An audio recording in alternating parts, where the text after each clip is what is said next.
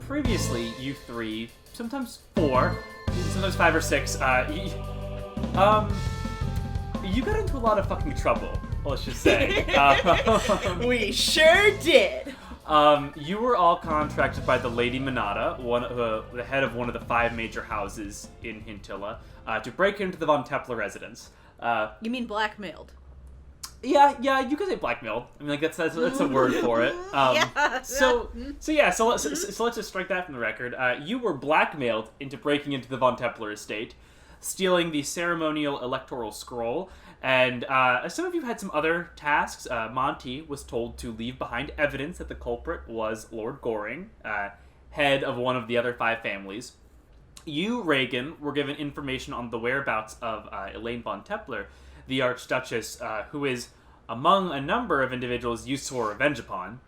Listen, I can't keep track of all of them. It was nice of Anastasia to point it out. Yeah, I mean, you got, as long as you know, like, the big 3, that's really all that matters. Yeah. And lastly, Brika Cha, you were given a contract through blackmail to kill Lynn Von Templer, the daughter of the family. However, you all and your erstwhile companion, Nimian Flatfoot, my dude! You all got into all sorts of fucking trouble.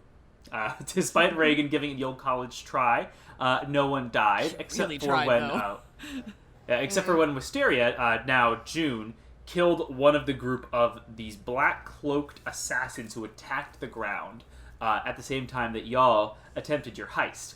You all managed to escape the grounds, with Nimian staying behind to hold off the attack and carve out a path for y'all to escape through.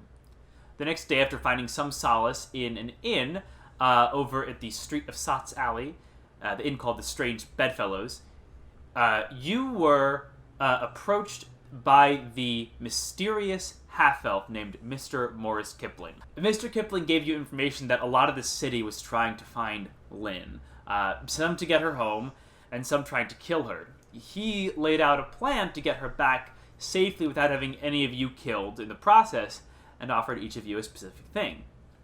After encountering another strange, sort of curious character who was you definitely didn't know was Wisteria, and who is actually named June. I mean, her name was Maybe.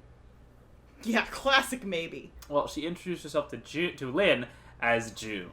So. Yeah, but she introduced herself to Reagan as Maybe. So I don't know if that's true at all, but you all managed to make your way through the city, as dangerous as it was, and eventually made it to the residence of the champion of the city, Rufus the Just, wherein you were able to get Lynn safely back to her parents, the Archduke and Archduchess Von Templer.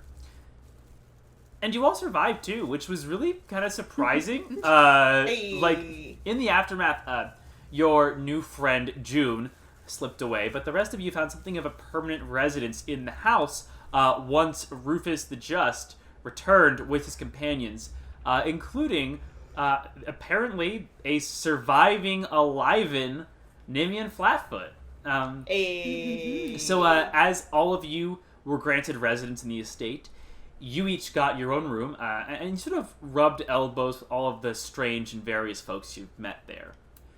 But today is the day of the Masked Mayhem, which is one of, if not the largest sporting event in all of Hintilla. It's been, I would say, probably a few weeks. Not a few weeks, maybe like a week. Since the events of Stranger Come Knocking. And the Masked Mayhem, as I said, is happening today. It pulls in around 100,000 spectators in the Grand Coliseum, and it is expected to be packed. And while you all have heard of this, Monty, you received a letter from Lynn asking the 3 of you to enter the Masked Mayhem to protect the life and identity of her brother, Aldo Von Templer. Despite not having the permission of their parents, he apparently has resolved to enter into it. She's not entirely sure why she is, but she knows that a lot of folks are probably going to try and murder him because of Von Templer. Well, and she just had a whole situation where everyone's trying to murder her, and it seems like something people do nowadays to Von Templers. It's in fashion. It really is. Reagan's a trendsetter. It's true. I actually have a quick question. Is Aldo the older brother? Then Lynn? Yeah. Oh, yeah. Aldo's, 4 years older? Okay. 3-4 years older. Yeah. Okay. Aldo's 21. Okay. So, and Lynn is like, I think she's 17, 18. I cannot remember what. I have to check my notes, but yeah. Aldo is Aldo is entering, and since you three are the people who just saved her life, she is asking you to go save her brothers as well. And included in the letter is a package with a mask for each of you, which each enter partly because of the charade, partly because like the people in the city fucking love masks. I mean, it's somebody's sexual fetish. It's getting there. Getting there, yeah. I mean, it's soon, pretty soon we're gonna get there. Oh boy. Nice wide But shot. Monty, additionally, there is a magic ring in there for you, which and currently Lynn has already secured entrance for you three into the Mayhem. Oh wait, so did she like design her characters? I mean, I was assuming she sent us, like, blank masks with, like, a little arts and crafts kit. See, maybe she sent masks that had the option to be a couple of things. And Reagan definitely took a few liberties with hers and turned it into a gross parody of Elaine von Templer, Duchess von Blood. Yeah, I think Lynn is aware of the kind of person that Reagan is. I don't think she's like sitting back thinking like, oh, Reagan's probably over all of that. Like, no, Reagan is deeply unhinged, I think is like Lynn's current view of that. But an unhinged person who has saved her life several times and who did a great job on her mask. An unhinged person who doesn't seem to be down with killing Lynn specifically. She doesn't kill kids, she just threatens to kill kids. But no kids! No kids! No. Kids. A revenge gremlin has to have a code, you know? It's true. And also, Lynn and Aldo didn't have anything to do with it as far as I know, because they were As far as you know, Oh, literal children at the time, I imagine. little did you know, Reagan. Oh no! I'm gonna have to go back on my code. But yeah, so this is the night before the Mayhem, and you're making your final adjustments to your costumes. And you also, if you'd like, you can try to recruit someone from the residents. Ooh, who are our options? Nimian, and Nimian. And all of the others. And all of Nimian's friends. So none. It's just Nimian. No, I mean, let me That find the was list. mean. Let me find the list. Hold on a sec. No, Reagan's Nimian's best friend. They're best friends now.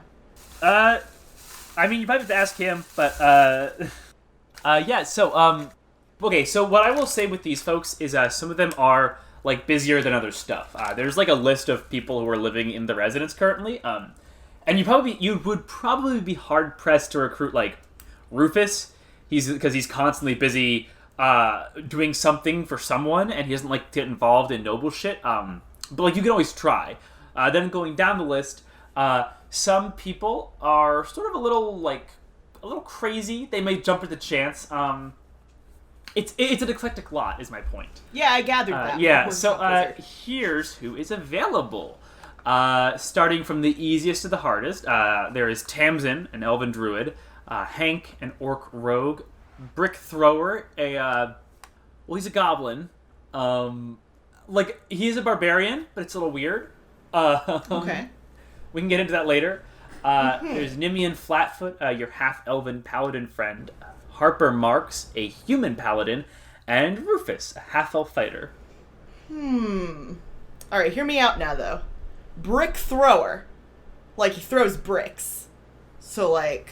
I mean... That's pretty dope. I mean, that is his name, so yeah, that's his whole thing. Reagan's 2 cents, basically, is that the only fucker here she trusts is Nimian, because he died for us. Tried to. But... Well, yeah, but he'd also probably rather not do this. Like, he doesn't seem like he wants to... He needs a break. Go out of his way to... Yeah, like, let him take a nap. It's only been a week since he almost died. Plus, adding another person, it's hard enough to control Reagan. I mean, like, it depends on who's there, right? Like... No one can control me. But, like, my tactical instinct says go for a healer, because we don't have one. Oh, I forgot to tell you about Monty's new spell. He's got a cool new spell. He can do Vampiric Touch now, which means that he can do, like, Giga Drain, basically. Okay, cool. It is my attempt to keep him alive. It doesn't help you guys, but maybe he will die less.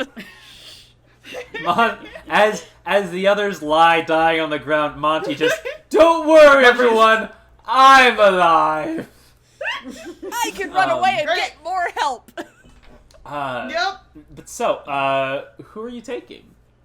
Since Monty has to run away and get help, who's gonna be the help? Right. So of the people you listed, who would you say, like, hangs out with us the most often? Like, do any of them like us? Do they like us? I mean, do any of them like Brika and Monty? Bold of you to assume anybody gets along with Monty. Of these folks, your group kind of came in as like at the same time as the Break-In Boys. So Tamsin, Hank, Harper, and Brick. Like you guys came in like the next day. They were there the night prior. Was when their first Okay. splash in. Gotcha. And Reagan's hobbies, because I'm trying to do like a Match.com thing here, her hobbies involve playing cards and having night terrors. Okay. So do any of those people share those hobbies?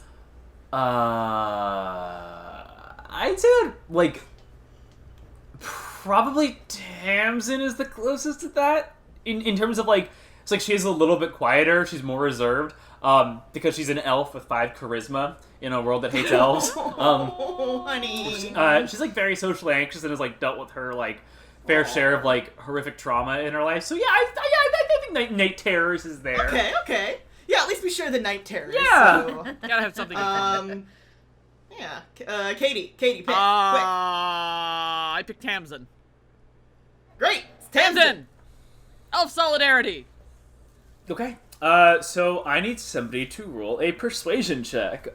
Oh, okay. Everybody stand back. I got this. So since she is like pretty socially anxious, convincing her to go in front of like thousands of people, I do have a proficiency bonus on persuasion. It's cool, so does Reagan, and she's got this. 10 charisma, baby. You can also have one of you can assist the other to gain advantage to the roll, which is like the way I usually do it. The way I usually resolve this is like one person makes the roll and the other person like has to explain how they're helping in the situation. Okay, well I have dibs on the roll. So Monty, how are you helping Reagan make her pitch? Monty's gonna do the, like, stars, can't do it, not today, kind of thing behind Reagan. Just, like, backing up what she's saying, repeating it, nodding sagely. Okay, yeah. So Monty is kind of like I picture like Monty like can't actually like peer over Reagan's shoulder because Reagan's much taller than him. I mean, he's, like, at her elbow or whatever. Reagan could hold him. He could climb up there. Well, no. I was picturing like either Monty pulls up a chair or like he gets onto like Brika's shoulders. And so he can stand over like Reagan's shoulder and Brika has to like hold Monty. That's what's in my head. I like that image. I don't think it's true, but I like to think it is. You know, Brika has like a -1 strength, right? That's fine. Monty's stronger than Brika? Yes. Everyone's stronger than Brika. Brika is very small and very fast. And all of her weapons are dex. But she's not strong. No. And she has no not money, strong. so you can imagine the kind of stress she's under. Okay, alright. So, rolling for persuasion with advantage. Yep. So Reagan is gonna approach her new best friend, Tamsin, who has social anxiety and apparently also plays cards / has night terrors with her. Monty's right there also with, like, the Night Terror Brigade. Alright, so Reagan's gonna say, hey Tamsin, wanna put on a mask and beat a bunch of people up and act like a doofus, but literally no one will have any idea who you are, so you can do anything you want with no consequences. 21! And that's with your advantage? Oh yeah, first time I rolled a 4. Your girl Reagan was not gonna get it. So thanks, Monty. You're welcome. So she looks at you two, at like Reagan, like inciting her to like violence, and Monty just like floating overhead, just nodding sagely. And she says, is this about that big weird fighting thing everyone's talking about? Yeah, WrestleMania. I mean, do you need help? Do you think I'd be helpful at all? I mean, yeah. You're like a druid or something, right? I mean, sort of. Yeah. I mean, yeah. But Listen, anyone we can get to help us is going to be a huge help for us. So, just you being there will help. Andrew, do druids have healing magic? yeah. Great. Listen, Tamsin, you're gonna do great. We need to keep some kid alive or something. So, like, the druid thing, that should be good. I should. Yeah. I'm going to make sure that Laura knows that you guys chose her character out of everyone else, since everyone here is like someone else's PC from like a one shot. That Laura is the first one that got chosen. So congrats, Laura. Tamsin's our friend now. We love her. We've adopted her. Welcome to the She's group. ours now. Well, let's not talk about owning people. But she seemed a little unsure at first. But she kind of gets behind the idea after some light cajoling. I think y'all were able to like convince her. And so you get your weapons and costumes ready, and you all head out the next day. Woo! With the masks on. And one thing you notice is that most people are wearing masks in the street. I would like to take a chance to describe Reagan's outfit and persona, if that's okay. Probably we all should. So she's Countess Von Blood. She found a bunch of petticoats, a bunch of ketchup, and just like glued or tied them on there the night before. Excellent. And just like looks dope as hell, doesn't smell like tomatoes at all. And that name again is Countess Von Blood, and she's like super into this character. Like she's super hamming it up, like somebody trying improv for the first my time God. and realizing they love it. Like, Despite she's being really ready- bad at it, like at first. Yeah. Yeah. Yeah, she is ready to go. She has notes. Like on her hand, just like it is Yeah, I, yeah, the and ketchup. Countess. Is Monty gonna have Blood. to teach her how to act? No, it's fine. But she does have the notes in ketchup on her hand in case Frankly, she forgets. Reagan can yes and better than like Anyone. It's anybody. true. That's true. So It's fine. we're gutter inspectors. Gutter inspectors, not 20. like nothing she says is believable, but she's always saying something, which is probably which if there's one thing you learn in improv, it's like it's better to have something than nothing. It's better to like you gotta support. And if nothing you say is true, then they can't tell. Yeah. And honestly, yeah, well, if whatever you're saying is truly weird enough, obviously it's got to be reality. Because who could come up with that? Obviously. So as long as nobody notices she's reading off of her hand, like her catchphrase. Yeah, well, I mean, like all I can picture is just like Reagan like looking down her hand, just be the killer that you know you are? Question mark? Just like some affirmative stuff there, you know? Yeah, like that sounds right. Yeah. Got all the catchphrases written down, like we good. I should press the digitation. The catchphrases off her hand. How dare you? Wow, that's. I think that if I'm gonna say right now, I'm gonna say that I think we should lay a ground rule that if a character wants to have grime and gunk on their hands, then we need to respect if Reagan that. wants to be filthy, we have to respect Yeah, that. like It's just like she always says. I'm filthy. Hey, That's one of the Is that her catchphrases written on her hand. maybe. Uh-huh. Yeah, anyway, I don't have her catchphrases written down, but she does, so whatever I say is gonna be what's written on her hand retroactively. Okay, so Sounds good. Reagan is the bloody Countess Von Blood, if you don't mind. Countess Von Blood. My apologies. So who else we got here? What's the final tally? No, not Tally, she wasn't on the list. We picked Tamsin. Don't please leave. Alright. Brika's got she's got her mask. It has a heart on one side and a feather on the other. It's like it's like the scales of justice, because she's justice, the kobold justice, and her wrestling name is Filkiati, Which means justice? which means justice. Yes. I don't draconic translator. What are you talking about? Yeah. She thinks this is all very silly, but she's willing to do I it. think she had some fun with it. I mean, this may not be true, but I would like to think that like secretly Brika is excited about this. Listen, the truth is, if she gets there and sees a single kobold child, she's going to commit 10,000%. I mean, I'll say this: 100,000 people. There will be some kobold children in the audience. So, Well, that is the moment. She has to be there for them. But for now, she thinks it's extremely silly. But later, she's gonna represent her people. Oh, and Brika's not wearing her headscarf to this event. Ooh. Just side note. Ooh. Reagan probably, when she took off the headscarf, was like, "You're a kobold?" I thought you were a no. Really pointy gnome. Tamsin looks over at you, Reagan, and you say that, and she says, "Wait, that's what you thought?" Well, like, Reagan doesn't see race, and that makes it sound like I'm talking about myself in the third person as Reagan. The Reagan doesn't see race. I'm colorblind. Imagine if Reagan's... Oh my god. Imagine if Reagan's, like masked mayhem alter ego. Imagine if her gimmick was just adding a "the" in front of her name. I'm not Reagan Gaia. I'm the Reagan Gaia. And then there's like, legally, we can't arrest her for those murders she did in that assassination attempt. We can't do it. After all. Reagan feels conflicted about damaging a small kobold child. But yeah, my point is, like when you said that, Tamsin, like, she's like, when you try and make jokes, Tamsin will not pick up on them. She is not good at picking up on social cues, and I want to be clear about that from the get-go here. That is totally A-okay. And that exchange probably actually happened a few days ago, like when Brika first took her headscarf off at the residence where they live. Fair. So, like, it's cool. Tamsin didn't have to hear that, didn't have to go through that. No, this is canon. Damn it. Canon is that Tamsin thinks Reagan is either really dumb or a racist.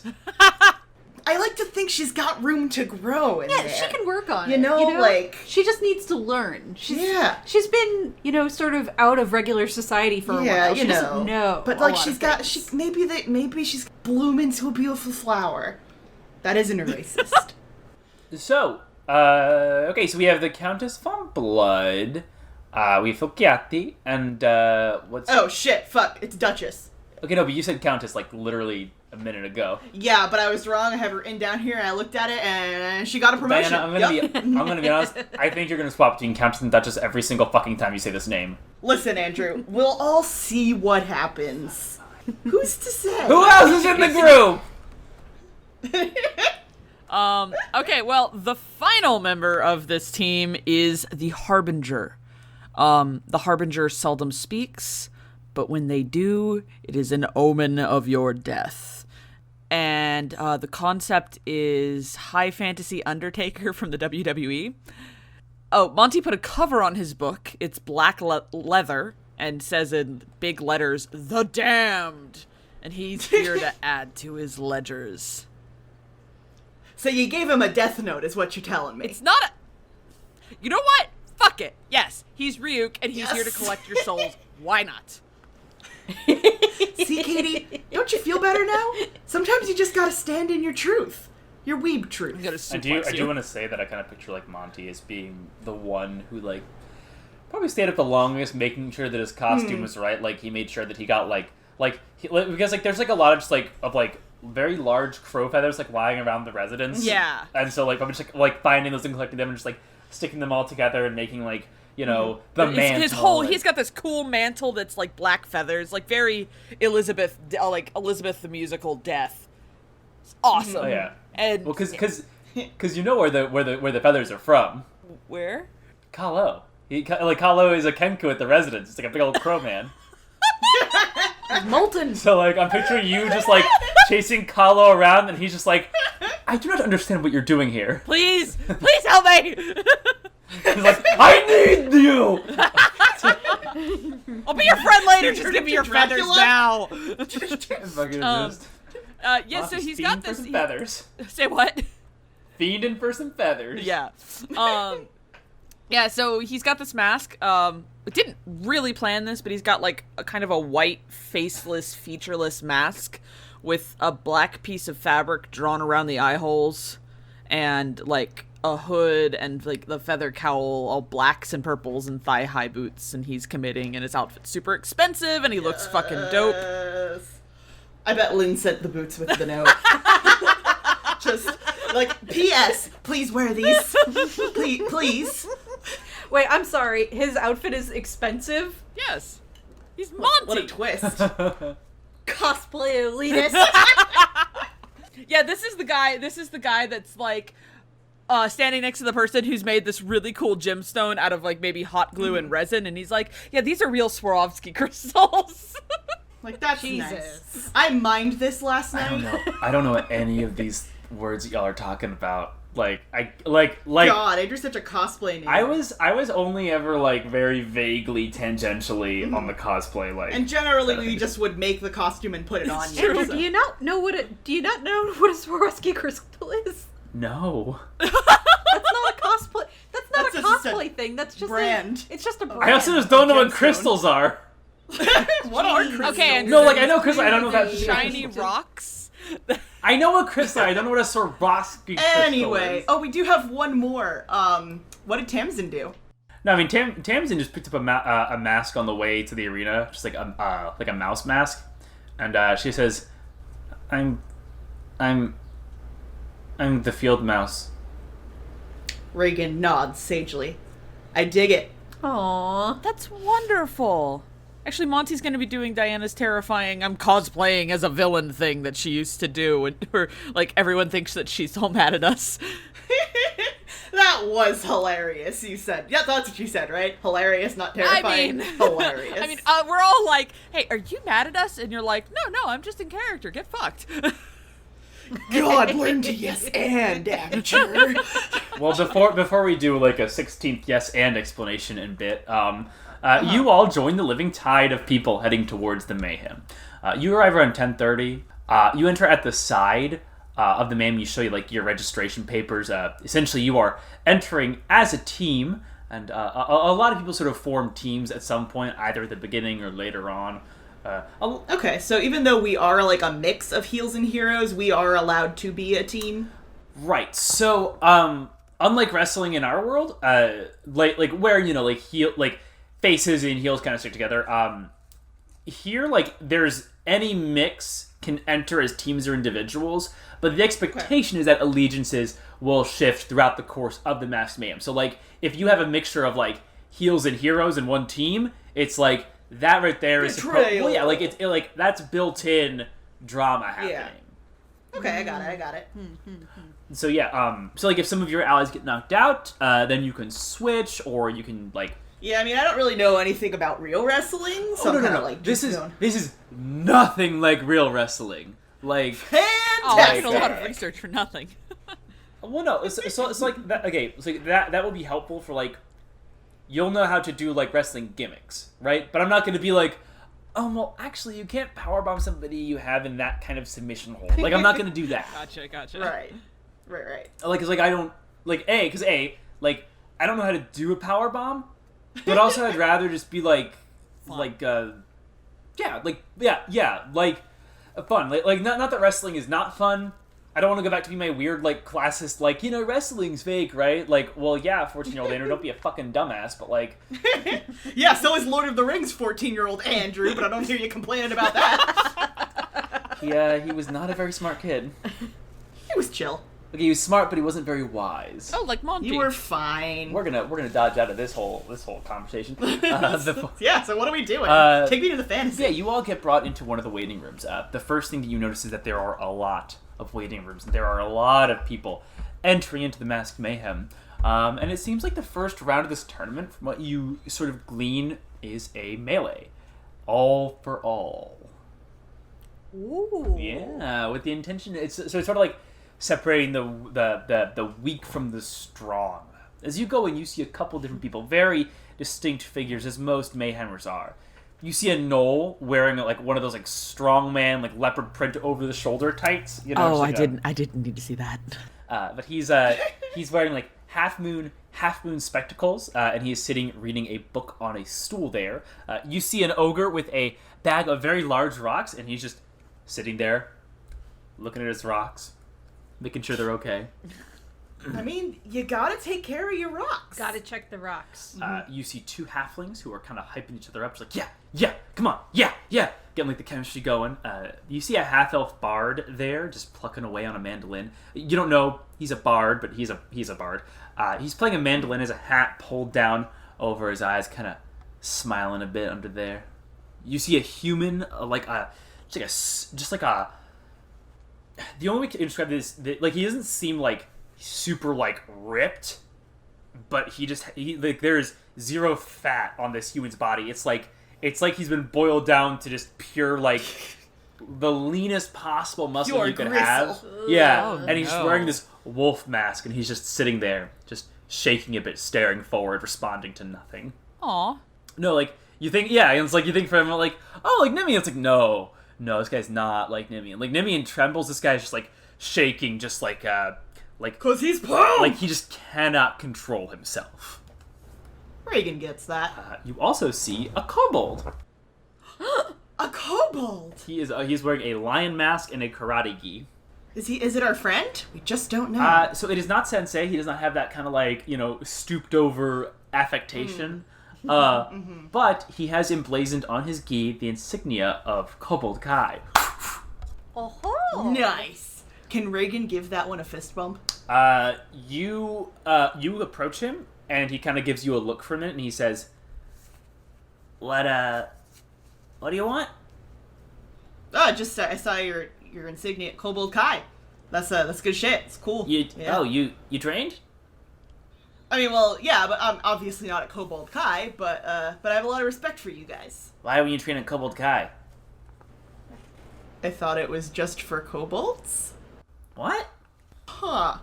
Common misconception, I guess, or maybe not common. I'm new in town. So... Okay.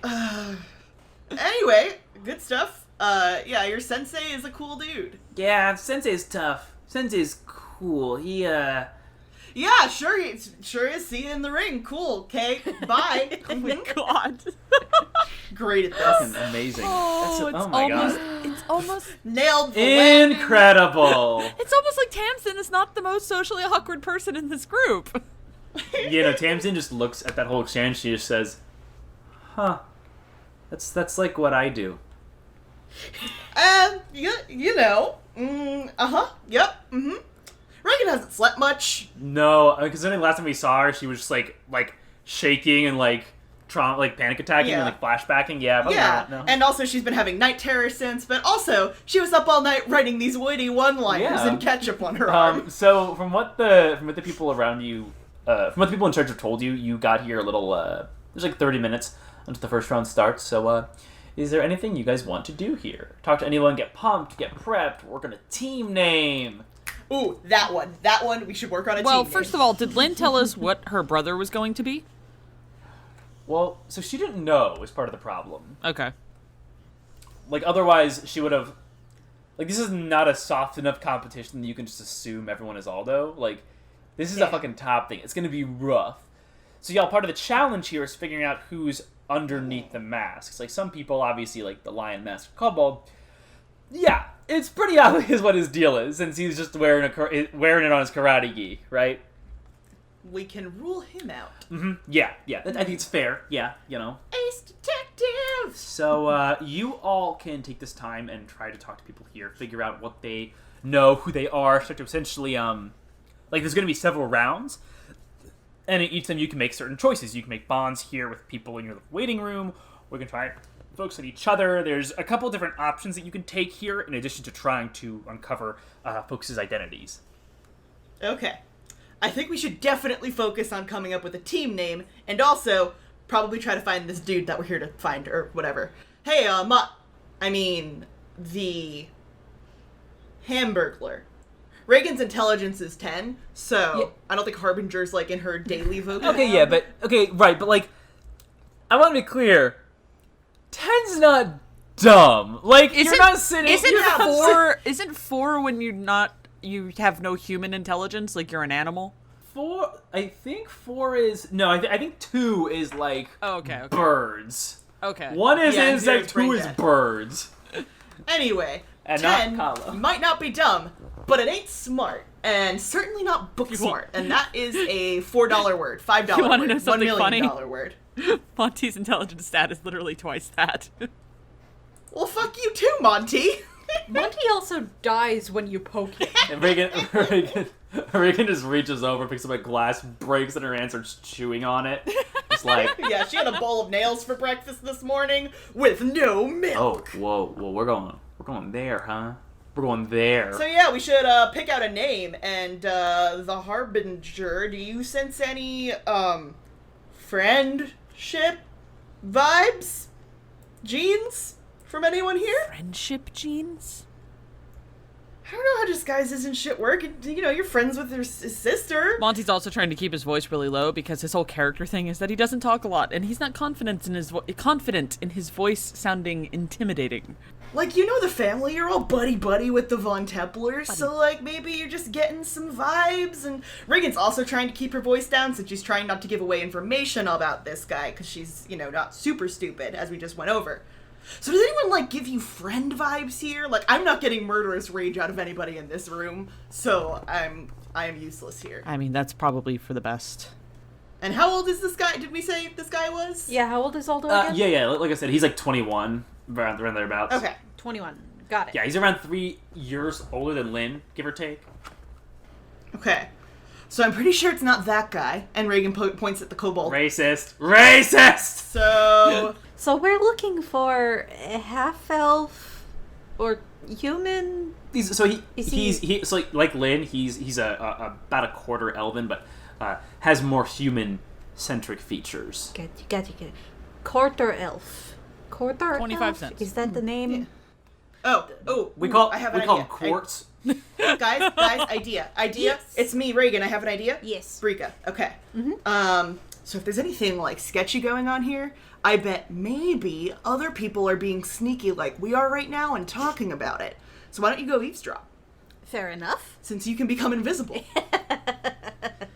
Oh, but first, more importantly, we need to come up with a name. Oh, yes, that is very important. So our theme is death and justice. And vengeance. Wait, no, colonialism. I'm colonialism today. I'm a mouse. Yeah, I'm starting to think maybe we should have talked to each other before we picked out our costume themes. I didn't even realize we were being a team. I mean, I didn't either, but I'm new in town, so... God, you should have been new in town. You should have been your whole character. It is I, new in town. I don't even know where I am. That's your plane to the crowd. I get lost on the way to the grocery store. Walk up to other This fighters city's with a too map in hand. big. You got this infrastructure.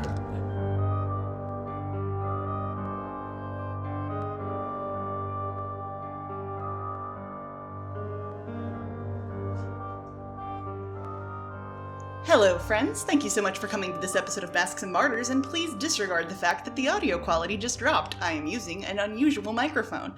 This is your producer, Diana, and I have housekeeping and plugs to take care of, as usual. So the first housekeeping thing is that this is a re-record, and the next episode will be, and the one after that. And then after that, I believe we are back to original audio, so get hyped for that. I wanted to leave a thank you here to Andrew for taking over as my mixer for the audio backlog. It's been really helping me, and we're hoping sometime this fall, maybe, we will be able to use our ridiculous backlog to go weekly, maybe. So look forward to that, maybe. I said maybe a lot there. Anyway, please excuse me. If you're enjoying the show, other than the ad break, we would love if you could leave us a review on iTunes or wherever you listen, and subscribe to the podcast. We really love you guys being here, and we love talking to you on Twitter and Discord, and it just makes our day every time somebody acknowledges this world exists other than us. It's great. You can also follow us on Twitter at Masks Martyrs or tweet using that as a hashtag. I believe we also have an Instagram with that, and our Discord should have a link somewhere on the Twitter. If you like this, you will probably also be interested in some of our other podcasts on the Nerdification Media Network. I think the one probably most like this is our other actual play podcast, which is called Dwarf Stars and Dreadnoughts, which is a sci-fi tabletop roleplay, and it's really cool. So check that out if you haven't yet. And this week, we are sponsored by Lambda Chops. Lambda Chops is a North Carolina artist who creates cosplay, art, and music with her children in a nerdy family. Their motto is Wholesome Family Cosplay, and you can find them at lambdachopshop.com. If you are on Instagram, you can say hello to her at Lambda Chops, and she's also on DeviantArt at Lambda Chop Shop. Last but not least are our music credits. Our intro music is Threads of Fate. This arrangement is by Thomas Hart. He is also Rec D on YouTube. He has an Undertale musical. It's really cool. And he produced this version for us. We premiered the MP3 in the last episode. We also, if you join our Discord, you can find a download link there. Our ending theme is Merry Meet Meg by Hopper and the Books on Tape. And the mid-roll is Kevin MacLeod's Dreamlake, as usual. So, thank you guys for listening this week. We really appreciate you, and I hope you enjoy the rest of the episode. Thanks for stopping by.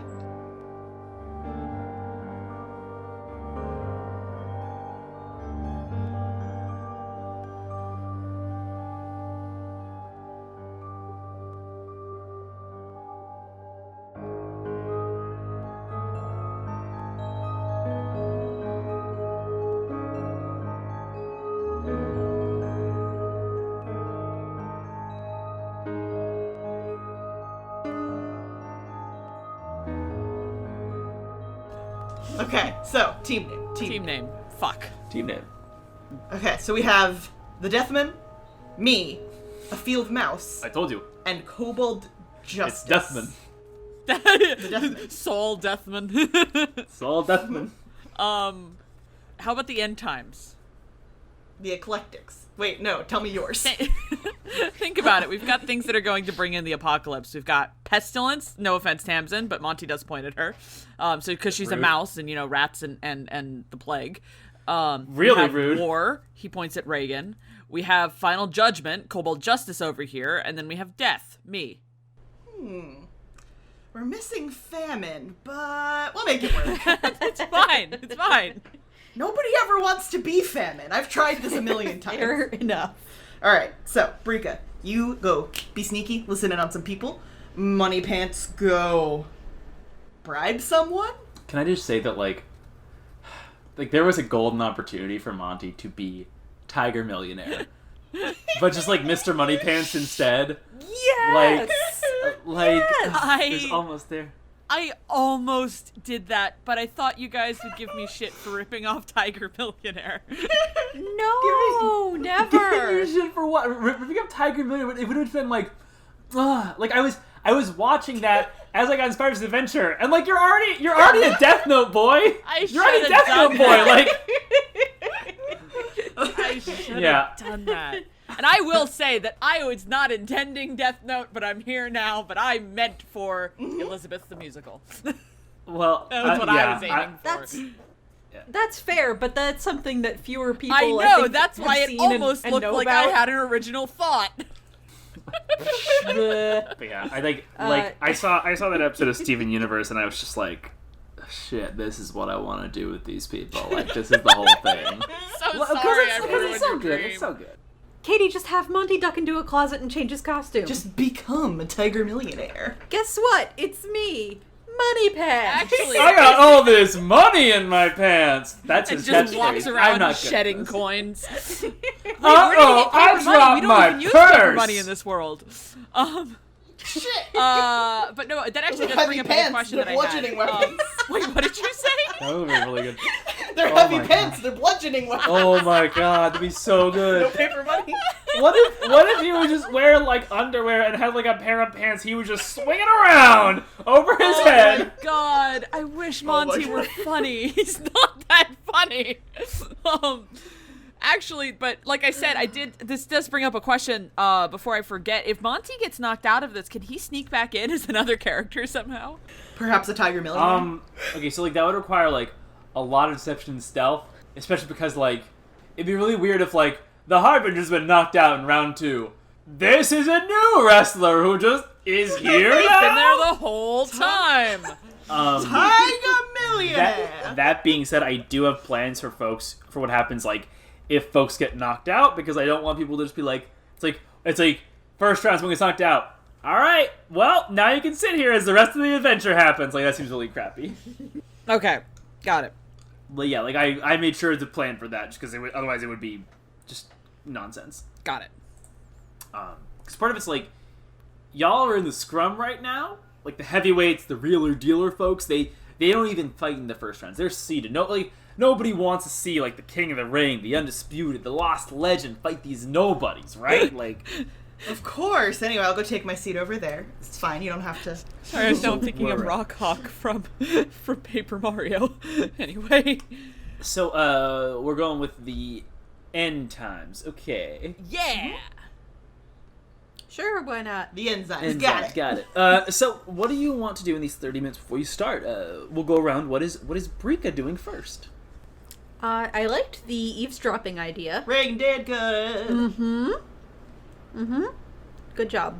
Thank you. What do you want to who do you want to eavesdrop on here? I mean, so you can make a perception check. You have expertise. Expertise. Yeah. Who's the most interesting and alluring here? So there's the half-elf bard, and then there's the gnoll wearing the strongman tights reading the book. Right. And there is the large ogre with his bag of rocks, the two halflings hyping each other up. Then there's the young lion of Kobold Kai, and the It's just the weird fucking dude with the wolf mask who's just shaking. And I think that's all of them? Yeah, it's all of them. Do any of them appear to be on teams together? Like, other than the halflings who are obviously together? Part of it is like you get the impression folks are on the teams that like if they came in on teams, like they may have split up before they came in, because if you go out as a large group of people, you're sort of painting a target on yourself. Like some people might get scared off because Reagan's on your team. Yeah, but a lot of folks are going to be like, okay, these guys, we need to knock them out early because strength in numbers. We don't want to get through half of the melee and then have them be kind of still fresh as a unit. If that makes sense. Oh, Reagan will be fresh. Oh, I'm sure. Fresh as a daisy. Uh-huh. So who do you want to investigate, Rika? You know what? I'll check out the bard. Okay. So, as you approach, you can't really make out since he has a hat on and a bit of a mop of hair, but he's decent looking for a fleshy thing, which is what I imagine you call people that have flesh. She's not racist, Andrew. Jeez. Listen, Brika has canonically used the term scaly before, okay? So, like, I mean, that's fair. You got her there. Like, yeah. Can't argue with that. Got me there. Yeah. That's fair. He has, listen, there are moments where I'm inadvertently fantasy racist, but they are few and far between. They are not here. But no, the half elf, where you can tell he has sort of a light dusting of freckles, sort of a delicate nose and a slender jawline. He has a rapier and a whip at his side, and he's just sort of kind of sitting there just plucking away at his mandolin. Mm-hmm. This is important. Is he any good? Oh, he's good. He's fucking good at this mandolin. Well, he sure sounds like a bard. Hey, speaking of bards, do we know, like, the class or at least the weapons that Aldo uses? Like, did Lynn say what kind of weapon or armor or anything? Any identifying information? Whatsoever. Like human, like with some elfy features, like that's sort of the extent of the information. She did send this through a cipher. I would say that, like, generally noble youths of the city carry swords. Okay, but she didn't, like, give us, like, a hair color or, like, a height of this person who she is blood related to that we have never met and she would like us to save the life of? Well, to be fair, most folks are wearing masks, so, like... But masks don't really always cover hair, and also, masks don't do shit about height. Well, you could dye hair, and you could Monty's crouch a bit. concealing his. Just crouch the entire man. Oh, that's what Kaito Kid would do. If you have strong enough like thighs and calves, you can crouch for a long time. Man, I've been doing squats all week to get ready for the Masks I'm so getting blasted. I blasted my calves, bro. Never skip one day. My fucking quads are so big, I can't even pee. Fuck. Okay, alright, okay. So we're looking for a guy with absolutely blasted quads. He's pretty much all quad by now. It's like a the human quad! There he is! Nothing is through there! He's somebody who looks like a New York City biking career. Quickly, attack his vestigial body, which is attached to his quad. It's his only Stay away from his powerful kicks! Okay. Alright. Oh my god. Okay. So no, like if you so like you can think much like if Aldo was going to come here and do this, he would probably have like come up with a plan to like specifically conceal his appearance and disguise himself, right? Like, right. It's like I guess what I'm saying is like you're not gonna be sitting here looking and be like, oh, this guy's writing, my name is Aldo von Tepler. Well, yeah.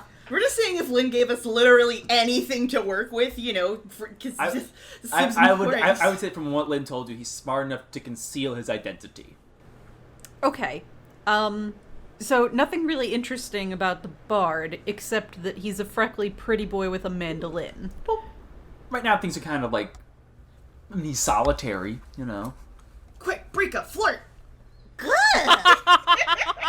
Classic look my wife just gave me. I mean, Hey, Tamsin! You're more social than all of us, apparently. Bullshit, she is! She has 5 charisma! Yeah.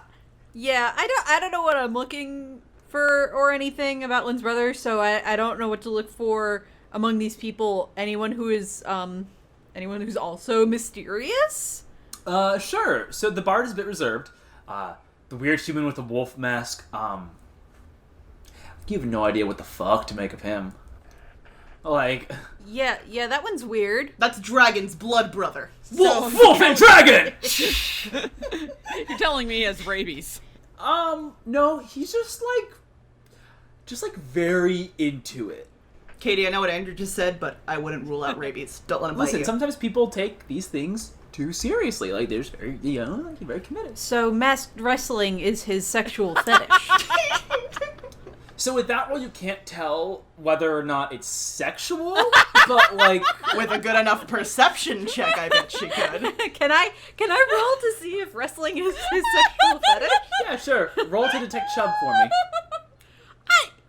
This is what we're going for here. I mean, he doesn't have to be actively... Okay, that's a 15. Plus 6, expertise. Plus 6. So 21. Does he have a boner? The reports are in, and there is no boner. Oh, thank God. All right, good to know. I don't know what I would have done if you said yes. Other than that, the couple's kind of by himself. At this point, he's going through his exercises, like just this kata. A lot of he keeps like sort of thrusting out with his hand, and he keeps muttering under his breath in Draconic. I think you can sort of make out just the last word of it as he always exhales on it, and it's chasid. But then, other than that, you see the Knoll, who's reading a book, the title of which is Speaking Truth to Power. Nice. Okay, Brika's gonna come back around to Reagan after her stealthy eavesdropping mission, and it's just like, I have no idea what's going on. Fuck yeah. Reagan just kind of nods and says, yeah, that's fair. Alright, so what are the rest of y'all doing? What you got going on? Monty, what do you want to do? By the way, I do assume Lynn's not coming to this, since, everyone's trying to kill her and stuff? She did not say, actually. Girl, you know she's gonna show up in disguise to see Monty in those boots. Mm-hmm. Those boots, what are those? But Monty's actually gonna start committing to his character really hard. If there's one thing he's good at, it's acting. So he's gonna prop up this wall. If he hears anything near this wall, excellent. If he doesn't, sorry guys. So he's just gonna do more intel in a room. He'll start doing more intel in a room with fewer people in it later on, but for now he's just gonna stand here and try and look intimidating through a mask where you can't read his expression. Okay. Yep. So he's kind of building up the mystique. Yeah, got it. So which actually part of the thing. So yeah, we can do. He's so skinny. That's what the feathers are for. Yeah. Well, listen. Monty's this tall. And this tall is not very tall. You can't see my hands. But he got high heel boots. He got high heel boots, but so he's with still the heels, dude. he's probably at best 5'4". Yeah. Hey. And let's be real. If Death is 5'4", we ain't too scared of it. Know what I mean? Damn. Death is 5'4" is a good band name. Death is 5'4" is actually a pretty good name for a band or something. Yeah. Yeah, that is a very... Can we start a band? Yeah. I want that to be my Death band. is starting a 5'4". band. Someone write Awesome. that down in chat so I don't forget it. All right. Yes. But yeah, but yeah, sort of sitting over there, building the vibe, being that aloof, mysterious figure. I can dig that. So, Reagan. Reagan would like to find the strongest person in the room. What do I roll for that? Roll insight for me. Oh, I should clarify. The strongest person in the room besides her and Brikacha. So, insight, that is a 20 modified. Okay, are you looking for, physically the strongest or overall the most capable? I think overall most capable. Okay. So in terms of the most capable fighters, you get the impression that the young lion of Kobold Kai is one of the tougher ones. But the one who seems, the most capable is probably going to be the Knoll in the tights. Alright, she's gonna go say hi to the Knoll. And also, because my D&D is not at all up to speed, what is a Knoll? Yeah, so a gnoll is it's kind of like this big old hyena man. In most campaigns they're evil, but that's racist, so they're just like people here. They're not inherently anything. He's just like a hyena dude. He's just sitting there reading as you approach him. What do you say? Hey. And he's reading Speaking Truth to Power, right? Can I roll to see if that's something Reagan has read? Roll a history for me. I mean, she is a revolutionary at heart, and nope, that's a 2. She hasn't. So she says, good book? He sort of just blinks up at you and he says, "Ah, yes, it is a very good book." So, what's it about? I mean, obviously, it's about speaking truth to power, but, like, political context or, like, in... Oh, yes. Well, it's a bit more complicated than that. But the trick with speaking truth to power is you have to be willing to assert yourself in situations where there is risk to you. If you risk nothing, you gain nothing, is the general thesis of the book. It is a comforting read for me at times. That's good advice. Pardon me, but you don't really seem like the wrestling type. I mean, you seem capable, but, like, a little more bookish. What are you doing here? Well, we all must make our living. I'd argue some of your compatriots don't look the big bruiser types like you or me, but, of course, the arena takes all comers. Oh, pardon, where are my manners? He takes off his glasses and folds them up. My name is Thomas Scheffling. Thomas, nice to meet you. I am Duchess von Blood. Oh, pardon, I did not realize we're using our stage names. I am the Bone Grinder. Ooh, Bone Grinder, I dig it. So, like, you grind bones. Well, we all must have our personas, our gimmicks, and most folks do not wish to see a gnollish hero. They prefer me to be threatening to eat their children. I give them a good scare, though, I must admit. Well, pays the bills, right? Sometimes. But today is different. It is much larger, far more, how do you say, non-professionals in the arena. Not to lump you in with them, but, Oh, no, totally fair. I'm new in town, so... Well, welcome to Intilla. It is, not as great as people want it to be, but better than I think some of us are afraid of. Well, that's, not comforting, actually. That's not comforting. I'm not a very comforting person when it comes down to it. Yeah, me neither, man. So, like, within this game, you say there are, like, alliances and stuff that happen. Yeah. Oh, yeah. And is that something people, like, talk about and arrange ahead of time, or you just go with the flow?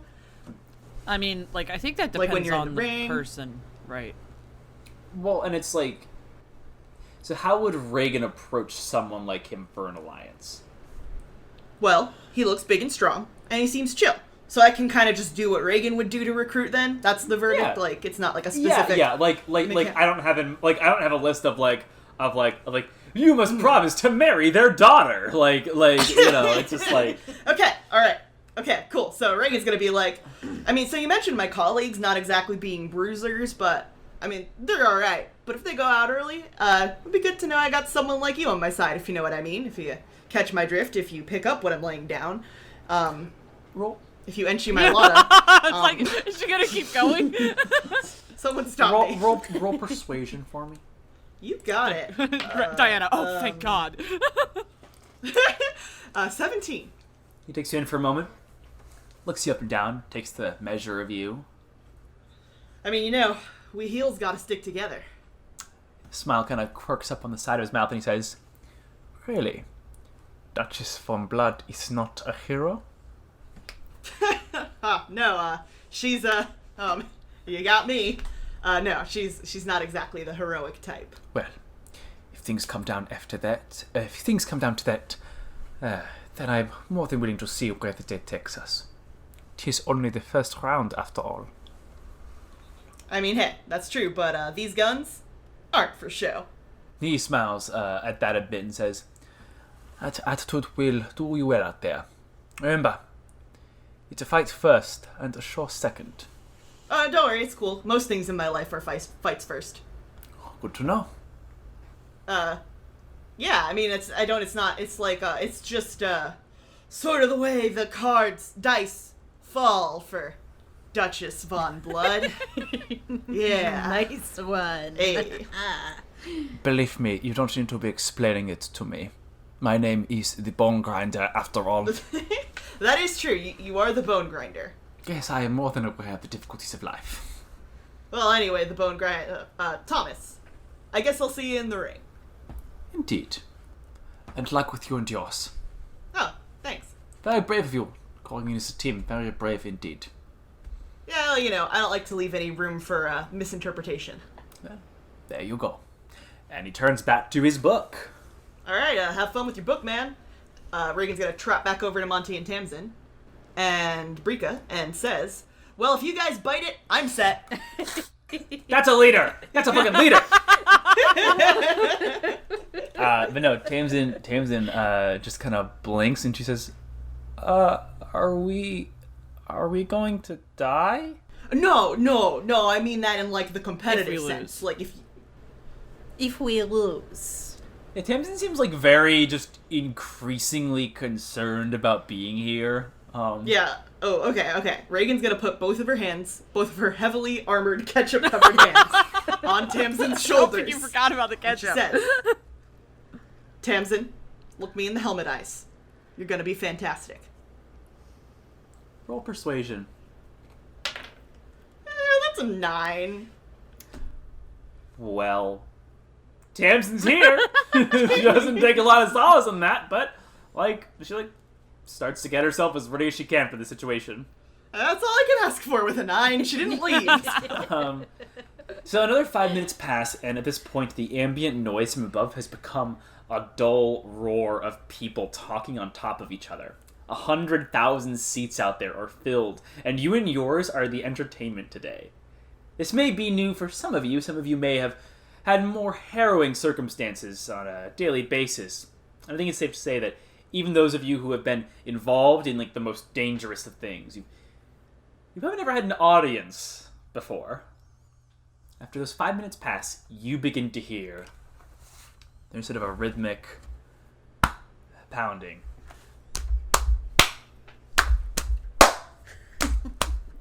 And as that continues, it builds, and it builds, and it builds, and then you hear a voice that says, "Ladies and gentlemen, welcome to the 132nd annual Masked Mayhem!" I just want you guys to know Reagan is fucking pumped. She is into it to the maximum. Yeah, the crowd just breaks as soon as that happens. They just go wild. They are losing it. The ceiling above you starts to shake. Stone dust falling down. And Reagan's grinning like she's been stabbed by a dragonborn. Oh, God. At some point, some of the fighters, even here, are beginning to get a little nervous. The Kobold Kai student starts to dig under his claws a bit. The ogre looks around confused, not quite sure where the noise is coming from. The two who don't seem to be phased at all, though, is the wolf-masked human, who just begins to still a little bit of the noise. It seems to break him out of that shaking he'd been dealing with. And the other is Thomas, who sort of looks up at the noise, brushes some dust off his book, and goes back to reading. Because he's a goddamn professional. He is, actually. There are some here who are professional, who do this full time. They're a lot more used to this. So the announcer continues, and he says, "Now, ever since we began the Masked Mayhem, we have seen champions rise and fall. We have seen heels and heroes backstab and save one another. But today, in this very stadium, we will see something that has not been witnessed for a decade. That's right, folks. Here, at the same time, the three legends of the arena have returned!" And if you thought the crowd was loud before, it is deafening now. At this point, even Thomas gets up surprised at that, his eyebrows raising over his glasses, and he says, "Huh." And the announcer goes, "That's right, folks. It's not just for guts and glory today. Today it is about the champs. To etch your name into history. Will the three legends continue their dominance, or will a new hero arise from the ashes? Well, I could keep talking here. Or we could get this show on the road! And so, without any further ado, folks, let the Masked Mayhem commence! Oh shit, we're fucked. Woo! Reagan is so happy! This is the best day of her life. The doors open in front of you, revealing a massive arena, easily 200 by 300 feet. Just the actual stage of the arena. It is mostly sand. However, scattered throughout are various obstacles and pieces of improvisational weaponry. But for the most part, this place is a fucking battleground. And as you walk forward a bit, you can see that a lot of the sand is stained. Every now and then you'll see teeth in the sand. Ew. Reagan's home! I'm gonna die. This is where she got the teeth. Had them somewhere. Ever since construction, people have been shedding blood here. Sometimes in darker, more dangerous ways, but ever since its inception, this has been a place of violence. And that lingers in a place. As you step out, you all, who have become more accustomed to violence than maybe some of you had ever hoped, you can feel it now. You know this kind of place. And as you step out, and as different members of your pod step out, you see opening up are a number of other doors. Different figures, all wearing masks, begin to filter out. They are of every shape and size. There are easily 200 to 300 people here, ready to participate in the first round of the Masked Mayhem. And as you all start to filter in, they start to splinter off from their larger pods, staking out a little territory for themselves. After maybe 2 minutes, what was once maybe 20 discrete pods is now a sea of people spread out to get the best eyes on who is going to come at them. There is a moment of silence that extends even to the stands. No one is saying anything. And then you hear a single gong. And with that, the arena explodes into action.